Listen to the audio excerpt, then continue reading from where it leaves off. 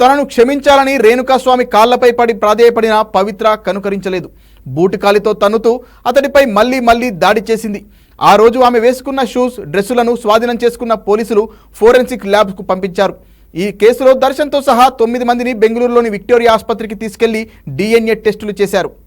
దేశవ్యాప్తంగా కలకలం రేపిన కర్ణాటక రేణుకాస్వామి మర్డర్ కేసులో రోజుకో ట్విస్ట్ బయటపడుతోంది. లేటెస్ట్గా మరో విషయం వెలుగులోకి వచ్చింది. డెడ్ బాడీ మాయం చేసేందుకు 30 లక్షల రూపాయలు దర్శన్ ఇచ్చినట్లు విచారణలో తేలింది. దర్శన్ ఈ నేరాన్ని స్వయంగా అంగీకరించినట్లు పోలీస్ అధికారులు వెల్లడించారు.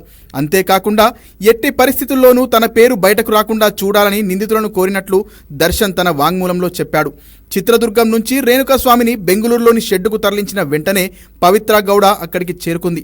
తనను అసభ్యకరంగా సందేశాలు పంపించాడనే కోపంతో అతడిపై దాడికి దిగింది.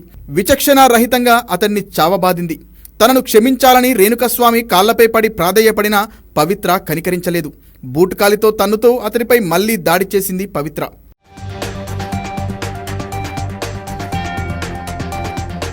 దాడి టైంలో రేణుకాస్వామి మెడలోని బంగారు గొలుసును ఓ నిందితుడు కొట్టేసినట్లు తెలుస్తోంది. నిందితులకు చెందిన 10 సెల్ ఫోన్లలో డేటా రికవరీ చేసే పనిలో పడ్డారు పోలీసులు. మరోవైపు దర్శన్ను రక్షించేందుకు తనపై ఒత్తిడి తెస్తున్నారంటూ వచ్చిన వార్తలను కర్ణాటక సీఎం సిద్ధరామయ్య ఖండించారు. అవన్నీ పుకార్లేలని కొట్టిపారేశారు. పోలీసులు చట్ట ప్రకారం చర్యలు తీసుకుంటారని చెప్పారు. ఇదిలా ఉంటే దర్శన్తో పాటు పవిత్ర గౌడ 17 మంది నిందితులు పోలీసుల కస్టడీ నేటితో ముగియనుంది. దీంతో పోలీసులు నిందితులను ఈరోజు బెంగళూరులోని 24వ ACMM కోర్టులో హాజరుపరచనున్నారు. ఈ కేసుకు సంబంధించి దర్శన్, అతని బృందాన్ని ఇప్పటికే 2 సార్లు పోలీసులు కస్టడీలోకి తీసుకుని విచారించారు. నిందితులు తమను జ్యుడిషియల్ కస్టడీకి తీసుకోవాలని పోలీసులు కోరే అవకాశం ఉంది.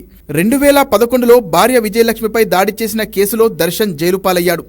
దర్శన్ 14 రోజుల పాటు సెంట్రల్ జైలులో ఉన్నాడు.